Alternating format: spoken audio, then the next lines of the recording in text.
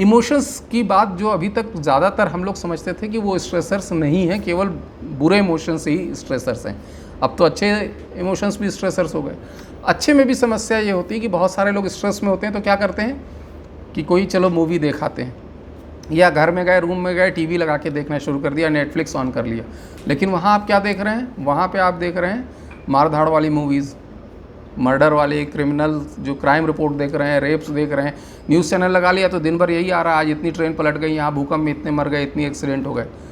तो आपकी बॉडी उसके लिए स्ट्रेस के जैसे ही रिस्पॉन्ड करती। तो अभी हमारे लिए ये भी इम्पॉर्टेंट है कि हम क्या देखते हैं, क्या पढ़ते हैं। तो यदि आप घर में जाते हैं तो आपको कोशिश ये करना है कि इस तरह के स्ट्रेसफुल जो सीरियल्स हैं या न्यूज़ हैं उनको अवॉइड करें।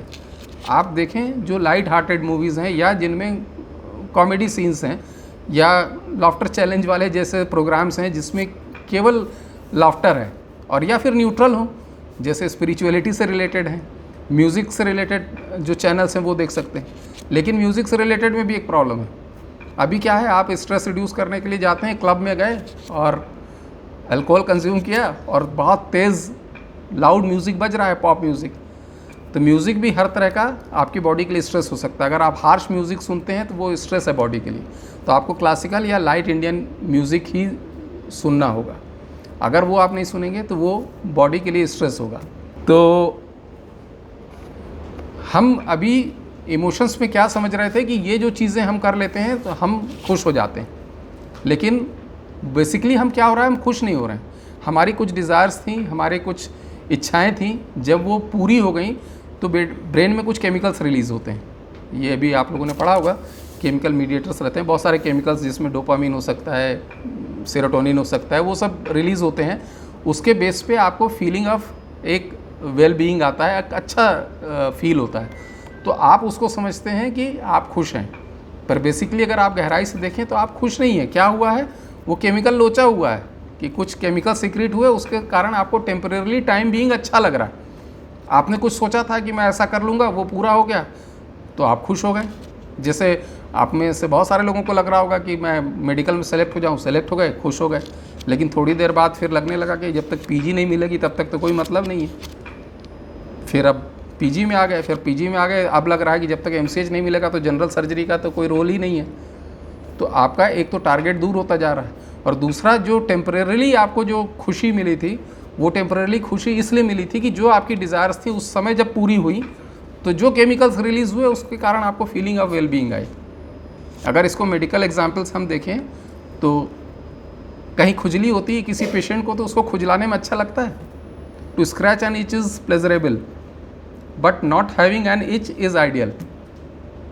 अगर पेशेंट को खुजली नहीं हो तो वो आइडियल सिचुएशन है कि खुजली हो और उसको खुजलाता रहे तो वो अच्छा है, क्योंकि उसको अच्छा लग रहा है।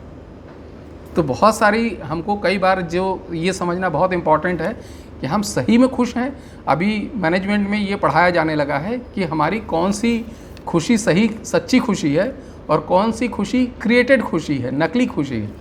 तो ये भी समझना बहुत महत्वपूर्ण है। तो अगला क्वेश्चन मेरा आप लोगों से ये कि आप लोगों ने सब इतना अचीव कर लिया, डॉक्टर बन गए, सर्जरी में आ गए, आर यू हैप्पी? खुश हैं? सोचना क्यों पड़ रहा है? बहुत धीमे धीमे बोल रहे हैं, लगता है खुश नहीं है। अच्छा, आर यू सक्सेसफुल? बहुत सारे को लगता है ना कि जब मैं सफल हो जाऊंगा तब बहुत खुश हो जाऊंगा। सफल हो गए, मेडिकल में सिलेक्शन होने के लिए सोचा होगा ना पहले कि किसी तरह से मेडिकल में आ जाए, तो हो गए, तो सफल हो गए। फिर लगने लगा कि अभी पीजी में, अब पीजी में भी आ गए, सर्जरी भी आपने उठा ली, अब क्या आप सक्सेसफुल? तो कब होंगे सक्सेसफुल? ये इनडायरेक्टली आपके स्ट्रेस को इफेक्ट करता है, इसलिए ये मालूम होना ज़रूरी है। जब तक आपको ये नहीं पता होगा, जब तक आप इसी दौड़ में लगे रहेंगे तब तक आप स्ट्रेस में रहेंगे, क्योंकि अभी हमेशा आपको ये लग रहा है कि आई एम नॉट सक्सेसफुल। इस दुनिया में 4 तरह के लोग होते हैं। Number 1, those who are unsuccessful and unhappy. ज़्यादातर लोग ऐसे ही होते हैं, बहुत बड़ा ग्रुप है, बहुत सक्सेसफुल भी नहीं है लाइफ में, बहुत दुखी भी है। दूसरा ग्रुप ऐसा है, those who are unsuccessful but happy. बहुत सारे लोग आपको ऐसे मिलेंगे जो जीवन में कुछ नहीं कर पाए, कहीं कोई एग्ज़ाम नहीं क्लियर किया, कुछ नहीं बनता उनसे, कोई जॉब नहीं लगा, लेकिन प्रसन्न है। क्या करना है, क्या फ़र्क पड़ता है, बहुत खुश है। तीसरे लोग कौन से हैं? Those who are successful but unhappy. मैं बहुत सारे लोगों से ऐसा मिला हूँ जो बड़े बड़े कंपनियों में, कॉरपोरेट्स में सीईओज़ हैं, सक्सेसफुल हैं, मतलब अगर भौतिक दृष्टि से देखा जाए तो उनके पास सब कुछ है, मटेरियलिस्टिक वेल्थ है, बहुत ज़्यादा पावर है, पोजीशन है, नेम फेम है, पर वो हैप्पी नहीं है। बहुत सारे लोग सुपर स्पेशलिस्ट मैं जानता हूँ, मैं काफ़ी जगहों पे मैंने कॉरपोरेट हॉस्पिटल्स के जो बहुत सुपर स्पेशलिस्ट जिनका नाम है देश में, ऐसे लोगों से बात की है, वो सक्सेसफुल हैं। आपको देख के लगेगा कि ये तो बहुत बड़े लोग हैं, पर दे आर नॉट हैप्पी। तो अगर आप ये सोचते हैं कि आप सर्जरी में एमएस कर लेंगे या एमसीएच कर लेंगे, उसके बाद आप सक्सेसफुल या खुश हो जाएंगे, तो ऐसा होना नहीं।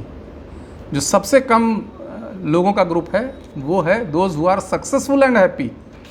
तो आपको क्या करना है, आपको ऐसे ही बनना है, तभी आपको स्ट्रेस कम रहेगी।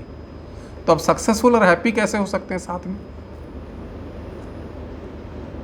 कैसे हो सकते हैं? एक ही तरीके से हो सकते हैं, जब आप वही काम करें जिसमें आपका इंटरेस्ट हो, जो आप करना चाहते हैं, इसलिए नहीं कि बाकी सब लोग कर रहे हैं। एक गाना आया था कुछ साल पहले, हरिवंश राय बच्चन जी का लिखा हुआ था, अमिताभ बच्चन जी ने गाया था, एक रहन हीर एक रहन वीर। सुना ये गाना? एक रहन फत्ते, नहीं सुना?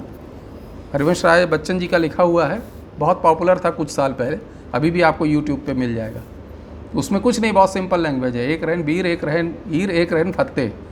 फिर उसके बाद कई स्ट्रेंजर हैं, उनमें सब में ये है कि हीर कहें चलो लकड़ी काट लाएँ, वीर कहे चलो लकड़ी काट लाएँ, फत्ते कहा चलो लकड़ी काट लाएँ, तो हम कहा चलो हमू लकड़ी काट लाएँ। इस तरह से बहुत सारा है कि चलो चिड़िया मार लाएँ, वो कहा चिड़िया मार लाएँ, तो हम कहा हमू चिड़िया मार लाएँ। तो ऐसा हम सब के साथ हो रहा है कि एक्स ने कहा डॉक्टर बन जाए, वाई ने कहा डॉक्टर बन जाए, जेड ने कहा डॉक्टर बन जाए, तो हमने कहा चलो हम भी डॉक्टर बन जाएं। जब तक आप ऐसा करते रहेंगे तो आप स्ट्रेस में रहेंगे, जब तक आप अपनी पसंद का काम नहीं करेंगे। कन्फ्यूशियस एक चाइनीज़ फिलोसफर हुए, उन्होंने कहा था कि जीवन में सिर्फ एक बार अपनी पसंद का काम चुन लीजिए, उसके बाद आपको कभी काम करने की ज़रूरत नहीं पड़ेगी। तो काम करने की ज़रूरत नहीं पड़ेगा का मतलब ऐसा नहीं कि काम नहीं करना पड़ेगा, काम तो करना पड़ेगा, पर आपको ऐसा लगेगा ही नहीं कि आप काम कर रहे हैं। तो जो आप काम करते हैं वो, पहली बात तो ये कि अब आप काफ़ी आगे आ चुके हैं, लेकिन अभी भी आप ये सेलेक्ट करिए कि जो आपका पसंद का विषय हो, जो आपका जिसमें आप प्रसन्नता से काम कर सके, उसी क्षेत्र में काम करिए, उसी में आगे बढ़िए, ना कि ये देख के कि कौन आगे बढ़ रहा है, कौन पीछे रह रहा है, किस में ज़्यादा स्कोप है, किस में ज़्यादा पैसा है। अगर इसमें आप पढ़ेंगे तो कभी भी आप प्रसन्न नहीं रह सकते, हैप्पी नहीं रह सकते, आप हमेशा स्ट्रेस पर रहेंगे और बहुत सारे डिजीज़ेस भी प्रोड्यूस होंगी। और उसके अलावा आपने सुना होगा कि एम्स के स्टूडेंट सुसाइड कर रहे हैं, IAS लोग सुसाइड कर रहे हैं, IIM के स्टूडेंट सुसाइड कर रहे हैं। ऐसा क्यों हो रहा है? क्योंकि वो सिर्फ इसी रैट रेस में पढ़ के किसी दूसरी जगह घुस गए जहाँ के लिए वो बने नहीं थे, तो उसके कारण उनके शरीर में स्ट्रेस प्रोड्यूस हो रहे हैं और उसके कारण सारी बीमारियाँ उत्पन्न हो रही हैं।